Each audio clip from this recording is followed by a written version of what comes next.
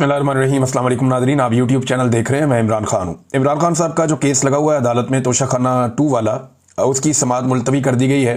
समाअत हुई नहीं, जज पहुंचे ही नहीं अडियाला जेल में समाअत के लिए और ना बाकी लोगों को आने दिया गया। उसकी वजह यह है कि इमरान खान साहब जेल में अब स्टेटमेंट देते हैं और वो स्टेटमेंट तकलीफ देता है पाकिस्तान की मिलिट्री एस्टेब्लिशमेंट, खसूसन फील्ड मार्शल को, क्योंकि इमरान खान साहब फील्ड मार्शल को लगातार मुखातिब करते हैं और उन्होंने अपनी कश्तियाँ जला दी हैं।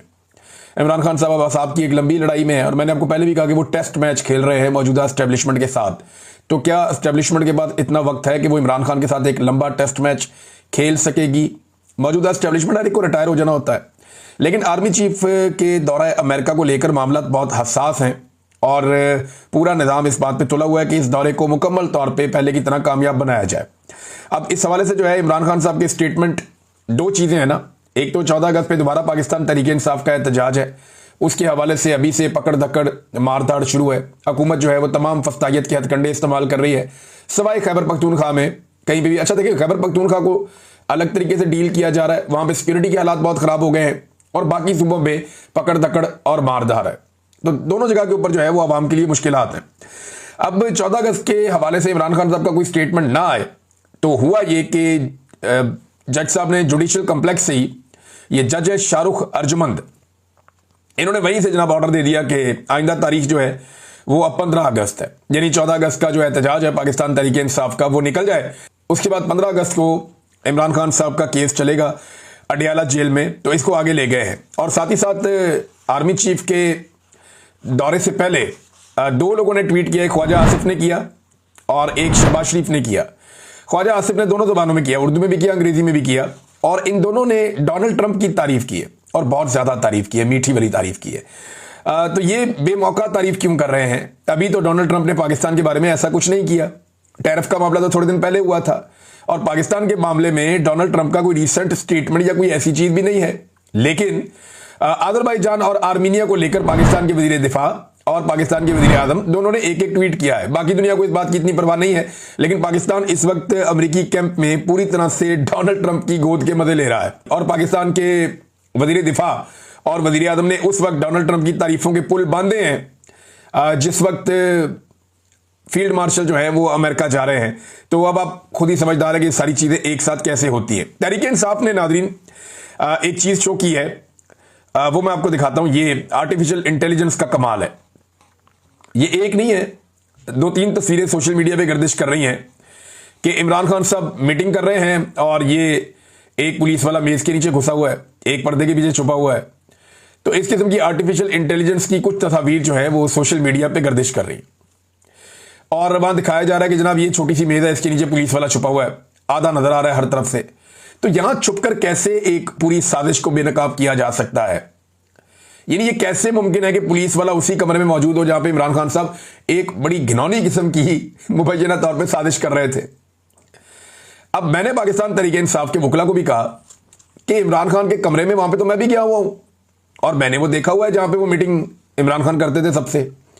जिस ड्राइंग रूम की पुलिस वाले बात कर रहे हैं उस ड्राइंग रूम में मैं भी गया हूं और बेशुमार मजीद सहाफ़ी और लोग गए। हज़ारों लोग मेरे ख्याल में इमरान खान साहब से इंटरेक्शन करते थे हर महीने, तो बहुत सारे लोग वहां जाते रहे। अब इमरान खान साहब रोजाना तो फर्नीचर चेंज करते नहीं थे, उनका तो जब तक फर्नीचर फट नहीं जाता, सोफे फारग नहीं हो जाते, टूट फूट नहीं हो जाती, तब तक वो चेंज नहीं करते। तो वहां पे वो सामान आज भी पड़ा हुआ होगा और वहीं पे होना चाहिए, क्योंकि इमरान खान साहब की गिरफ्तारी के बाद किसने उसको बदलना है। तो मैंने उनसे कहा कि जनाब आप ये टेबलें उठाएं, ये चीजें उठाएं और उठा के अदालत में ले जाएं, ले जाके अदालत में सोफा रखें, टेबल रखें और जज को कहें कि इस पुलिस वाले को बोले इसके नीचे छुप के दिखाए। अगर ये इसके नीचे छुप गया तो आप हम सबको फांसी लगा दें। छोटी छोटी टेबलें हैं वहां पे, वो बड़ी टेबल थी नहीं ऐसी जिसके नीचे बंदा ऐसे छुप जाए और पूरा गायब ही हो जाए, नजर ही ना आए। और ना कोई ऐसे पर्दे बिछे हुए थे कि जिनके अंदर नीचे बंदा घुस जाएगा। ये कोई शादी वाला वो माहौल तो नहीं बना हुआ था कि बड़े से हाल के अंदर बहुत बड़ी बड़ी गोल टेबलें होती हैं जिनके ऊपर पूरे पूरे पर्दे लटकने होते हैं, जिनके नीचे अंदर बंदा घुस जाए तो बंदा बाद में नजर नहीं आता है। कोई डाइनिंग टेबल जैसी सूरत हाल हो, बहुत बड़ी कोई डाइनिंग टेबल है जिसके नीचे बंदा घुस जाए तो वो अंदर नजर नहीं आता, किसी के पैरों पे भी टच नहीं होता। बड़ी अजीबोगरीब किस्म की ये कहानी सुनाई गई है और अदालत ने इस कहानी पे यकीन करते हुए फैसला भी दे दिया। अब आर्टिफिशियल इंटेलिजेंस के जरिए से जो काम पाकिस्तान तहरीक इंसाफ कर रही है, ये काम पाकिस्तान तहरीक इंसाफ प्रैक्टिकली कर सकती थी। अभी भी उठाएं टेबल सामने रख के अलीमा खान प्रेस कॉन्फ्रेंस करें कि ये वो टेबल है जिसके नीचे पुलिस वाला छिपा हुआ था। अब बताएं पुलिस वाला इसके नीचे छुप के दिखाए ना कि इसके नीचे बंदा कैसे छुप सकता है। बहरहाल एक और नाज़रीन खबर है और ये बड़ी इंटरेस्टिंग है। अब भारतीय डिफेंस की जानिब से भी एक दावा सामने आया और ये भारतीय एयर चीफ है। भारतीय एयर चीफ ने बहुत अजीबोगरीब दावा कर दिया है और ये मज़ाक़ा खेज दावा है। इनका नाम है जी अमरप्रीत सिंह। अमरप्रीत सिंह जो है वो भारतीय एयर चीफ है और इनके दौर में भारत के तैयारे पाकिस्तान ने गिराए, तबाही फेर दी इंडियन एयरफोर्स की और इंडियन तैयारे जो हैं वो एक एक करके गिरे। राफेल तैयारे की तबाही करवा के वहाँ फ्रांस की मार्केट भी डाउन कर दी और चाइना का बहुत फ़ायदा हो गया इसमें। तो जनाब अब वो ये कह रहे हैं कि जी हमने भी पाकिस्तान के 6 तैयारे तबाह किए थे। इतने महीने गुजर गए, मई के महीने में लड़ाई हुई थी, जून जुलाई, अब ये अगस्त चल रहा है। 3 महीने के बाद इंडियन एयर चीफ आता है और वो आकर कहता है जी हमने भी इंडिया पाकिस्तान के तैयारे तबाह किए थे। तो दुनिया पागल है कि मान लेगी ये बात? भाई जब तबाह किए थे तब बताना चाहिए था। कहते जी हमारे पास सबूत है, हमने पाकिस्तानी तैयारे तबाह किए थे, कुछ हमने हवा में तबाह कर दिए थे, कुछ खड़े हुए भी हमने तबाह कर दिए थे, और एक पाकिस्तान का कोई बड़ा सर्वेलेंस वाला तैयारा है वो भी हमने तबाह कर दिया था। हाँ, ये पाकिस्तान के साथ हुआ था कराची मेहरान एयरबेस पे, जब हमारा एक बड़ा तैयारा तबाह किया गया था जो बहुत कीमती था।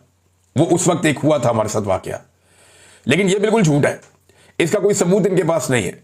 और पाकिस्तान का जो एक्शन था जिसमें इंडियन तैयारे गिरे हैं वो पूरी दुनिया के अंदर सब लोग मानते हैं।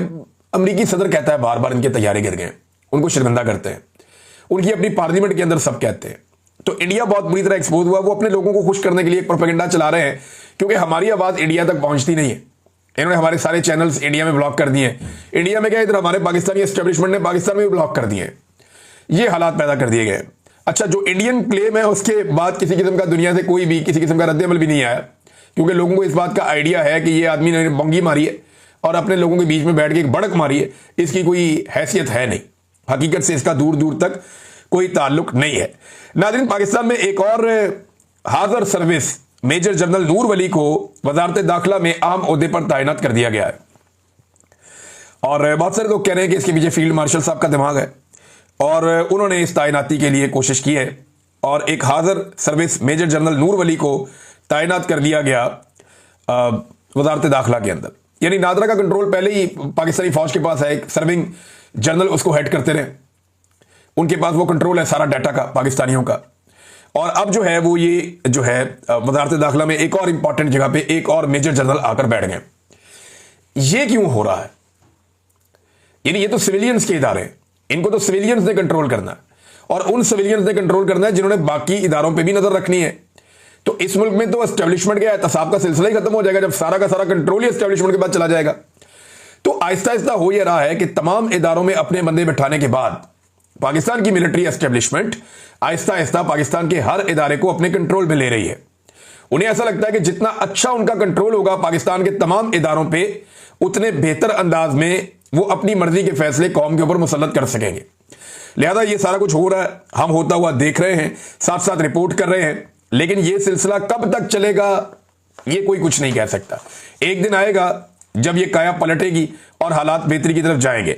नाज़रीन, इंटरनेशनल ह्यूमन राइट्स फाउंडेशन ने भी पाकिस्तान के बारे में बड़ी तशवीशनाक एक ट्वीट की है और उन्होंने बताया कि 2 साल से इमरान खान साहब की कैद के हवाले से जो तहफ़्फ़ुज़ात हैं वो बताया कि जिस किस्म की डिटेंशन में इमरान खान साहब को रखा गया है और 5 अगस्त 2023 में वो गिरफ्तार हुए थे, अब 2 साल मुकम्मल हो गए हैं, और जिस किस्म का इमरान खान साहब को फेयर ट्रायल का हक नहीं दिया गया, उनके फैमिली मेंबर्स को नहीं मिलने दिया जाता, उनके वकला को नहीं मिलने दिया जाता, ये सारी चीज़ें इस पोस्ट के अंदर लिखी हैं इंटरनेशनल ह्यूमन राइट्स फाउंडेशन ने। तो आलमी सतह पर आवाज़ें उठाई जा रही हैं। ये भी लिखा गया कि जैसे एक हफ्ते के अंदर पाकिस्तानियों की एक बड़ी तादाद को, 100 से ज़ायद लोगों को 9 मई के मुकदमात में सजाएं सुनाई गई और वहाँ पे फेयर ट्रायल का हक नहीं दिया गया, और साथ ही साथ 85 जो सिविलियंस हैं उन्हें मिलिट्री अदालतों से सजाएं दी गई हैं। तो मुतालबा किया गया कि ये सिलसिला बंद किया जाए, ये सिलसिला ख़त्म किया जाए। स्पेशली पाकिस्तान तहरीक इंसाफ का नाम लेकर जिस किस्म के बैंड्स लगाए जा रहे हैं पाकिस्तान में तहरीक इंसाफ पर, उनकी आवाज़ को दबाया जा रहा है। फ्रीडम ऑफ स्पीच पाकिस्तान में नहीं है। साथ ही साथ जो लोग एहतजाज करना चाहते हैं उन्हें गिरफ्तार किया जाता है, जो कुछ 5 अगस्त को हुआ और जो लगातार होता चला जा रहा है। इस सब के खिलाफ जो है वो ना सिर्फ मजम्मत की गई बल्कि आवाज़ उठाई गई और पाकिस्तान की जो रियासत है उसे कहा गया कि इस किस्म की चीज़ें बंद करें, ये इंटरनेशनली आप वायलेशन कर रहे हैं ह्यूमन राइट्स की, जो इंटरनेशनल लेवल के ऊपर एक सेट पैटर्न है पाकिस्तान से बार बार बाहर निकल जाता है।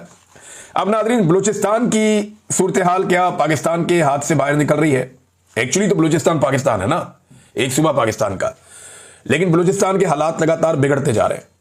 पाकिस्तान का जो वजीर दाखिला है या पाकिस्तान की जो एस्टेब्लिशमेंट है वो एक डिनाइल की सिचुएशन में, जिस वक्त बार बार सियासतदान भी कहते थे, हम भी कहते थे, बलूचिस्तान में जो हमारे दोस्त हैं वो ये बताते थे कि बलूचिस्तान हाथ से निकल रहा है, बलूचिस्तान के हालात खराब हो रहे हैं, वहां पे एक नफरत बढ़ती चली जा रही है।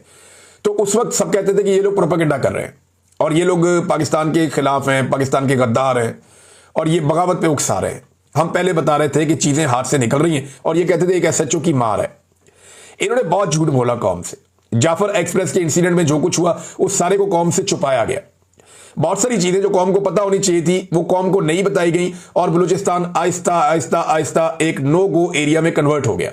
बजाय इसके कि एस्टेब्लिशमेंट होश के नाखून लेती, उन्होंने डंडे का सहारा लिया, बंदूक उठाई, गोली का इस्तेमाल किया, जबरी तौर पे इंसानों को लापता किया और नफरत को हवा देना शुरू कर दिया। अब जो चिंगारी एक भड़क रही थी बलूचिस्तान में, बजाय इसके कि उसको ठंडा करते, उसमें पानी डालते सियासतदान आकर, एस्टेब्लिशमेंट ने उसको हवा देना शुरू कर दी और अब वो एक आग के अंदर बदल चुकी है। बलूचिस्तान की सूरत हाल क्या है इस वक्त जो लेटेस्ट है, उस हवाले से कुछ चीजें मैं आपको बताता हूं कि सिक्योरिटी की बिगड़ती सूरत हाल का अंदाजा आप इस खबर से लगा सकते हैं कि पंजाब से एक शख्स को कहा गया कि ऑफिसर है, सीनियर ऑफिसर है, कि आपको हम आईजी बलूचिस्तान की पोस्ट दे रहे हैं, आप बलूचिस्तान चले जाएं। अब आईजी की जो पोस्ट होती है ना, ये बड़ी अहम होती है। जो आईजी लग सकता है बलूचिस्तान में, वो बाद में इस्लामाबाद में, पेशावर में, लाहौर में, कराची में, कहीं भी आईजी लग सकता है। एक बड़ा होता है ना, उससे फायदा उठाया जा सकता है। लेकिन इस ऑफिसर ने आईजी बलूचिस्तान लगने से इनकार कर दिया। अब आप अंदाजा करेंगे एक ऑफिसर आईजी जैसा ओहदा उस पे जाने से इनकार कर रहा है कि भाई मैं इस सूबे में नहीं जा सकता।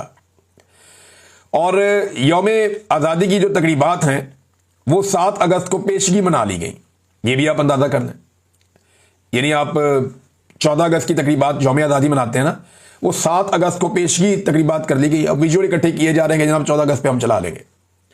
इतने सीरियस मसाइल हैं बलूचिस्तान के अंदर और अब हालात यहां तक पहुंच गए हैं कि इंटरनेट बंद है बलूचिस्तान में, मोबाइल इंटरनेट मुकम्मल तौर पे बंद किया हुआ है और सिर्फ सिक्योरिटी वजूहात की बिना पर।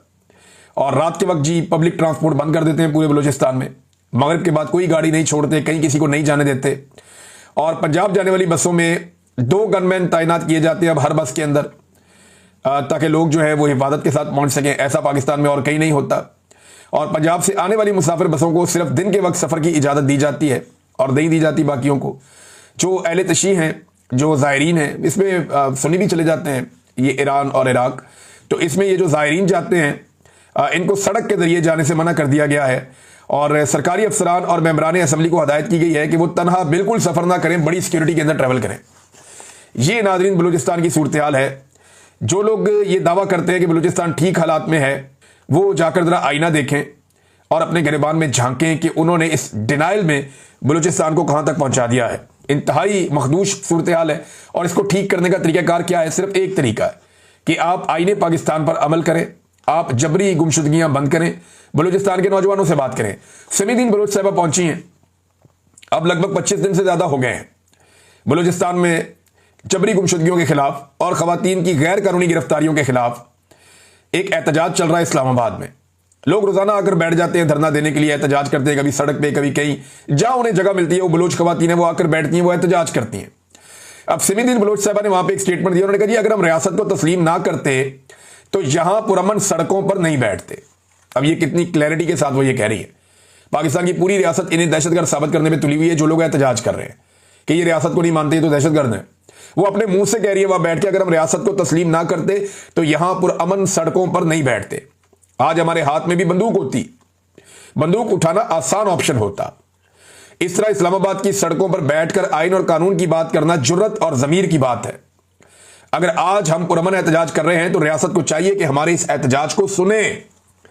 अगर इस तरह हमें दहशतगर्द बनाया गया तो फिर जो पुरअमन सियासी जद्दोजहद पर यकीन रखते हैं उनका भी एतबार उठ जाएगा। अब ये बड़ी अकल वाली बात है, एक खातून है वो कर रही हैं, रियासत को वक्त से पहले समझा रही हैं कि जो लोग अभी भी रियासत पे भरोसा करना चाहते हैं, जो लोग अभी भी चाहते हैं कि कोई हथियार ना उठाए, पुरअमन तरीके से बलूचिस्तान का मसला हल हो, वो सड़कों पर आकर बैठे हैं बजाय उनकी बात सुनने के। आप उनके ऊपर जुल्म और सितम कर रहे हैं।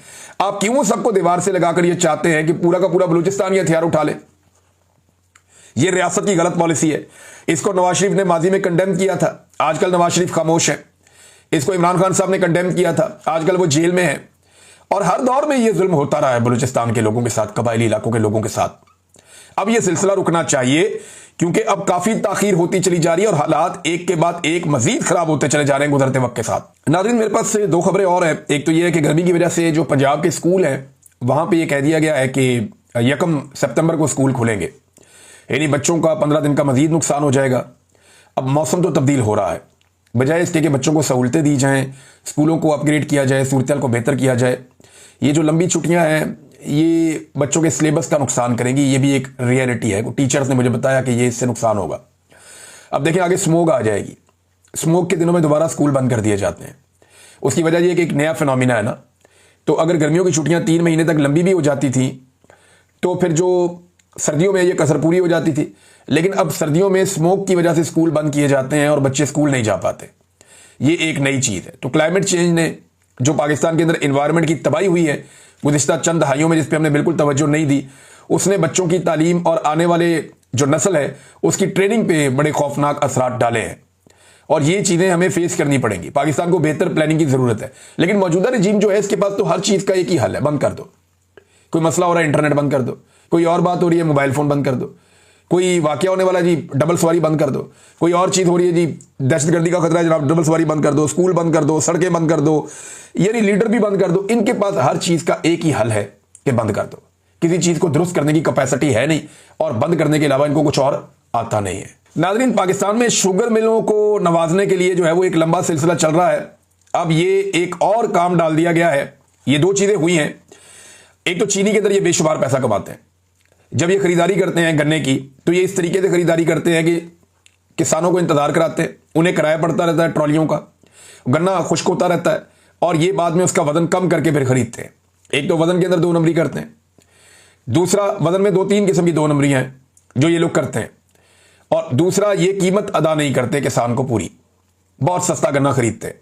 फिर चीनी की कीमत कभी स्टॉक करके, कभी सट्टा खेल के, कभी हुकूमत के साथ मिलकर, कभी एक्सपोर्ट करके, कभी इंपोर्ट करके उसके अंदर भी दिहाड़ियां लगाते हैं। और आखिरी चीज जो अब एक और इनको मिलती है, ये फोक एक गन्ने से पैदा होता है। हम इसे फोक कहते हैं, बिगास भी कहते हैं। इससे बिजली बनती है, ये कोयले की तरह जलता है। और अब किया ये गया है हुकूमत की जानिब से कि ये इसकी कीमत पहले आधी होती थी, अब डबल कर दी गई है। इसकी कीमत को भी कोयले की कीमत के बराबर कर दिया गया है ताकि इस हिसाब से मुनाफा और फायदा दिया जाए इन शुगर मिलों को। यानी कैपेसिटी पेमेंट शुगर मिलों को भी अदा की जा रही है जो बिजली वो पैदा करती हैं या कर सकती हैं।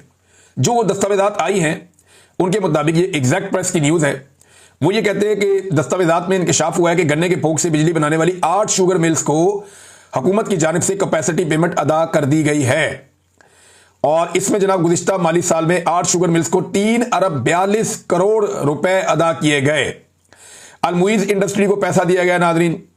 इसके अलावा जहांगीर तरीन की मिलों को पैसा दिया गया, हमजा शुगर मिल को जनाब पैसा दिया गया, और दीगर बहुत सारी, रहीम यार खान शुगर मिल है उसको भी दिया गया पैसा, और कई और मिले इनको पैसा दिया गया है। तो आप अंदाजा करें कि पाकिस्तानियों को कैसे कैसे ये माफिया चूना लगाते हैं।